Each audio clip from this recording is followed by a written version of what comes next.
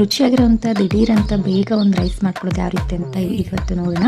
Bachelors ಕೂಡ ಈಸಿಯಾಗಿ ಮಾಡ್ಕೊಬೋದು.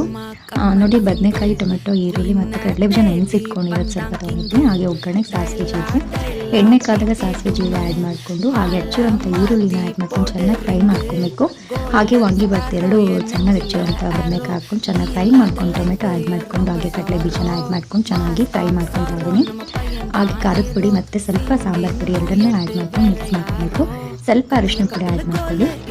ನಿಮಗೆ ಖಾರಕ್ಕೆ ಎಷ್ಟು ಬೇಕೋ ನೋಡ್ಕೊಂಡು ಆ್ಯಡ್ ಮಾಡ್ಕೊಳ್ಳಿ. ನೀವು ರೈಸ್ ಎಷ್ಟು ತೊಗೊತೀರೋ ಅಷ್ಟು ನೀರನ್ನು ಆ್ಯಡ್ ಮಾಡ್ಕೊಂಡು ಅದನ್ನ ಮಿಕ್ಸ್ ಮಾಡ್ಕೊಂಡು ಒಂದು ವಿಷಲ್ ಕೂಗಿಸ್ಕೊಂಡ್ರೆ ಒಂದು ಒಳ್ಳೆ ಬ್ರೇಕ್ಫಾಸ್ಟ್ ರೆಡಿ ಆಗುತ್ತೆ. ಇದು ವಾಂಗಿಬಾತ್ ಅಂತಲೇ ಹೇಳ್ಬೋದು. ನೋಡಿ, ಈ ರೀತಿಯಲ್ಲಿ ರುಚಿಕರವಾದಂಥ ಒಂದು 5 ನಿಮಿಷದಲ್ಲಿ ಒಂದು ದಿಢೀರಂಥ ಒಂದು ಬೆಳಗ್ಗಿನ ಬ್ರೇಕ್ಫಾಸ್ಟ್ನ ರೆಡಿ ಮಾಡ್ಕೊಬೋದು. ಒಂದು ಬಜ್ಜಿ ಜೊತೆ ಟಿಫನ್ ರೆಡಿ ಆಗಿದೆ. ಟೇಸ್ಟ್ ಮಾಡಿ. ಹಾಗೆ ನಿಮಗೆಲ್ಲರಿಗೂ ಇಷ್ಟ ಆಗಿದ್ರೆ ಕಮೆಂಟಲ್ಲಿ ತಿಳಿಸಿ. ಹಾಗೆ ನನ್ನ ಪೇಜ್ನ ಫಾಲೋ ಮಾಡ್ತಾ